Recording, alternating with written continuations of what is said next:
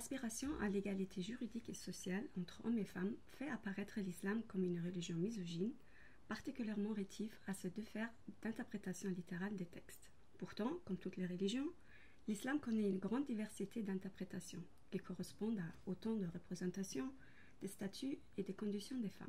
Si l'apologétique chrétienne a très tôt dénoncé la polygamie, les questions d'égalité juridique et plus récemment les questions vestimentaires ou les questions de violences faites aux femmes se sont imposées dans le débat public. Toutes les religions peuvent justifier des pratiques patriarcales ou les ériger en normes, mais la coutume ou la loi de l'État ont pu rivaliser avec ces normes religieuses et s'imposer. La polygamie est mentionnée dans le verset 3 de la sourate 4, la sourate des femmes, qui envisage le fait que des musulmans puissent avoir jusqu'à 4 épouses. Les lectures traditionnelles ne retiennent de ce verset qu'une forme d'autorisation, alors que d'autres lectures rappellent la condition d'être équitable envers les 4 épouses, pour en conclure que ceci n'est pas réalisable. En matière d'héritage, alors que la fille est censée hériter dès la moitié de la part du garçon, il a toujours été possible, par testament ou par la constitution de fondations pieuses, de contourner ces règles. Le droit français ne reconnaît à ses ressortissants ni la polygamie, ni les discriminations en matière d'héritage. Mais ces questions continuent à alimenter les polémiques.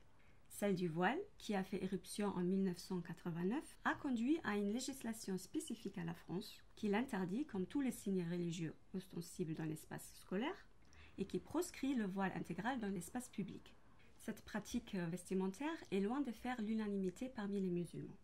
Les tenants de cette tradition s'appuient sur certains versets qui ont, eux aussi, donné lieu à des interprétations divergentes.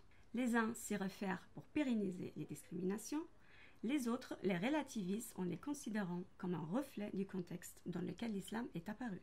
Comme dans d'autres religions, les femmes apparaissent comme un enjeu, sinon les otages de cette opposition, entre des lectures sacralisantes et prescriptives d'un côté, et de l'autre des lectures du texte sacré qui l'inscrivent dans l'histoire et laissent de grandes marges d'interprétation.